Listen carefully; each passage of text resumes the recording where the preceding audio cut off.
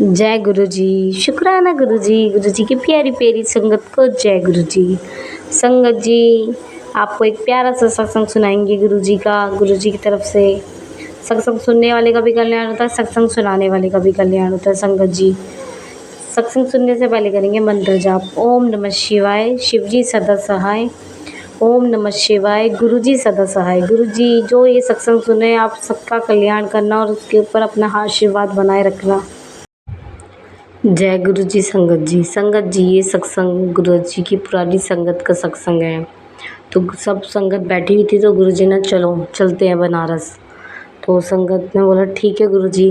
तो सब तैयार होके थे आ जाना। तो सब ने अपने अपने बैग पैक करे और गुरु जी के साथ सब चले गए ट्रेन में। ट्रेन में कोई ऊपर बैठा हुआ था, कोई नीचे बैठा हुआ था। सब खुशी से जा रहे थे हंस खेलते हुए गुरु जी के साथ। फिर संगत जी, वहाँ पे नदी पड़ती है बनारस के उस पार जाने के लिए। तो वहाँ पे कई मछुआरे वो नाव नाव चलाने वाले थे। कई नाव चलाने वाले थे। तो वहाँ पे ना एक कोने में एक मुसलमान था। गुरुजी ने उसको बुलाया, तो उसके साथ गुरुजी गए, उसके साथ बैठ के गए। नाव चालक के साथ बैठ के गए। पूरा घूमा, आधा घंटा 1 घंटा घूमा। फिर उसी के साथ वापस आए। फिर आंटी ने पूछा गुरुजी, आपको इतने सारे नाव सेवक थे, आपको वही सेवक मिला? तो गुरुजी कहते हैं आज से 2.5 साल पहले ये शिव भक्त था। तो आज मैं नहीं आता तो इसका जवान बेटा मर जाता, 25 साल का। तो मुझे तो उद्धार करना था ना इसका। तो इसने मेरा बहुत दिल से सेवा करता था ये, इसलिए मैं उद्धार करने आया था। संगत जी, गुरु जी को सब पता है। आपको दूसरा सत्संग सुनाती संगत जी। संगत जी, दूसरा आपको एक सत्संग सुनाती हूँ मैं। भगवान गुरु नानक गुरु जी सब एक ही है संगत जी। तो एक आंटी, एक पहले के टाइम में, एक ज़माने में अच्छे खासे अच्छे खासे मियाँ बीवी थे, अच्छे घर से थे। उनका बेटा अपाहिज पैदा हो गया, मतलब उनके पैर काम नहीं करते थे बस लड़के के। तो उन लोगों ने इतना इलाज कराया, जगह जगह डॉक्टर को दिखाया, उसकी सेवा करी। सेवा करते करते उनका सारा पैसा ख़त्म हो गया, धन दौलत सब ख़त्म हो गई। मकान भी, जो उनका घर था वो भी बिक गया। अब वो रोड पे आ गए। अब वो रेडी पे अपने बच्चे को बिठाते थे और भीख मांगते थे और खाना खाते थे। तो वो करते करते बहुत परेशान हो गए, कब तक करेंगे। तो वो एक दिन उस बच्चे को, उन्होंने सोचा दोनों मियाँ बीवी ने इसको छोड़ देते हैं। तो वो बच्चे को गुरुद्वारे के बाहर छोड़ के चले गए, अभी आ रहे हैं बोल के। बच्चा काफ़ी देर बैठा रहा, मेरे मम्मी पापा आएंगे, अभी भी नहीं आए। 2 दिन हो गए, 3 दिन हो गए, बच्चा इंतज़ार। फिर गुरुद्वारे ने लंगर प्रसाद उनको वहीं देना चालू कर दिया। टॉयलेट बाथरूम के लिए हेल्प करवाते थे सब मिलके। फिर तो अंदर से किसी ने बहुत, जो गुरु जो नाम जप करते हैं गुरु का, उनने बोला आप ना कोई भी आए तो ये बोला करो, धन गुरु नानक, धन गुरु नानक। तो ठीक है, उन लोगों ने, वो जो पैरों से ख़राब था उसने बोलना स्टार्ट कर दिया। जितने भी सेवादार आते थे, धन गुरु नानक, धन गुरु नानक। कोई भी गुरुद्वारे में धन गुरु नानक, धन गुरु नानक।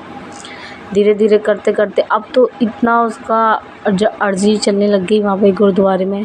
जब तक वो गुरु जी के धन गुरु अरदास नहीं करता था, जब तक लंगर चालू नहीं होता था। देखो गुरु जी ने, धन गुरु नानक ने उतनी मेहर करी, धीरे धीरे उसके पैर ठीक होने लग गए। ठीक होते होते फिर वो लंगर खिलाने लग गया गुरुद्वारे में। फिर जो वहाँ पे जो नाम जप करते हैं, जो महापुरुष होते हैं नाम जप करते हैं, उनने बोला अब तुम ये गुरुद्वारा देखा करो, क्या सेवा करनी है, किसकी क्या नहीं करना। इसलिए देखो नाम जपा दिया ना, हर किसी को इतना नाम जप लिया, धन गुरु नानक, धन गुरु नानक। इतने नाम की कमाई से कितना कुछ हो सकता है। आपको दूसरा सत्संग शेयर करती हूँ संगत जी। संगत जी, गुरु जी के टाइम का सत्संग है, छोटे छोटे सत्संग आपको मैं शेयर कर रही हूँ संगत जी। तो गुरुजी जिस दिन खुश होते थे गुरुजी अपने स्वरूप सबको देते थे। तो एक आंटी थी, उनको गुरुजी ने स्वरूप नहीं दिया। तो आंटी को बड़ा बुरा लगता था, गुरुजी मुझे स्वरूप क्यों नहीं देते, पता नहीं क्या है। और आंटी रोज़ सुबह तैयार वैयार होकर शाम को 4 बजे मंदिर पहुंच जाती थी, सेवा करती थी सब कुछ संगत जी। फिर संगत जी क्या बोलते हैं, आंटी ना उस दिन गई नहीं, लेट हो गई। तो गुरुजी बार बार पूछ रहे, आई नहीं। तो आंटी आई तो संगत ने बोला गुरुजी आपको पूछा। तो आंटी ने बोला गुरुजी तो मेरे को स्वरूप तो देते नहीं अपना, तो क्यों पूछ रहे हैं। तो आंटी गई तो गुरुजी को बोला आप तो मुझे स्वरूप तो देते नहीं अपना, तो मेरे को क्यों पूछ रहे हो आप। तो गुरुजी कहते हैं स्वरूप से कुछ नहीं होता, मैं तेरे दिल में बसा हूँ। संगत जी, रब हमेशा इंसान के दिल में बसे होते हैं। आपके पास स्वरूप है या ना है, आप गुरुजी को दिल से याद कर रहे हो तो गुरुजी आपके हमेशा साथ खड़े हैं। मगर पूरा सिलेंडर कर दो आप गुरुजी को। संगत जी, मैं आपको एक और सत्संग सुनाती हूँ एक आंटी का। संगत जी, मैं आपको बताती हूँ सत्संग के बारे में। एक आंटी ने सत्संग बताया था मुझे। तो आंटी के हस्बैंड की अंकल की कपड़ों की दुकान है। तो काफ़ी टाइम से उनका काम बहुत स्लो चल रहा था। तो अंकल कहीं गए, अपनी बेटी का रिश्ता करके आ गए, 50,000 रुपये बोलने लगे मैं इस तारीख को दे जाऊंगा। ठीक है, अंकल जी घर गए, अपनी आंटी को बताया मैं अपनी बेटी का रिश्ता करके आ गया, अब होगा जो होगा देखा जाएगा। तो आंटी बोलती है घर में तो तुम्हें पता है 1,000 रुपये पड़े हुए हैं, 50,000 रुपये कहाँ से लेके आओगी। अंकल बहुत चिंता हो गए। अंकल बहुत गुरुजी को मानते थे, गुरुजी के फॉलोअर्स थे। अंकल जी दुकान पे गए, आज भी काम नहीं आया, कुछ भी काम नहीं आया, धूप बत्ती जलाई, कुछ काम नहीं आया। 1 हफ्ते का वादा लिया, दूसरा दिन हुआ, फिर तीसरा दिन हुआ। तीसरे दिन भी ज़्यादा कमाई नहीं हुई, वही 100-500 रुपये का काम आया। बहुत चिंता में अंकल पड़ गए, अपने घर गए, उनकी वाइफ कह रही आप बोल के आ गए ना, अब क्या होगा।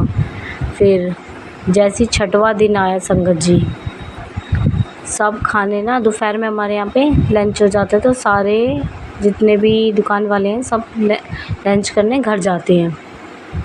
तो संगत जी दुकान वाले घर जाते हैं, तो दुकान वाले आ गए। उसके बाद संगत जी मैं उस दिन दुकान पे ही बैठा रहा, मेरा दिल बहुत सैड था, बैठा रहा। एकदम से एक कुर्ता पजामा पहन के आया, एक सेठ आया फटाक से, कह रहा मुझे इतने कपड़े चाहिए, जल्दी से पैक कर दो।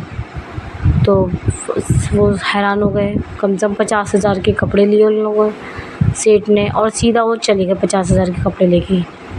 फिर वो अपने घर गए, उनने बोला अपनी वाइफ को देखो गुरुजी सब कुछ करते हैं, गुरुजी बैठे हैं, सब अपने बच्चों का ख्याल रखते हैं संगत जी, इसलिए टेंशन मत लिया करो, गुरुजी सबका हल करेंगे। संगत जी आप सत्संग सुनते हो तो सत्संग में जय गुरुजी ज़रूर लिखा करो, और शेयर भी ज़रूर करो, ब्लेसिंग गुरुजी की सबको मिले।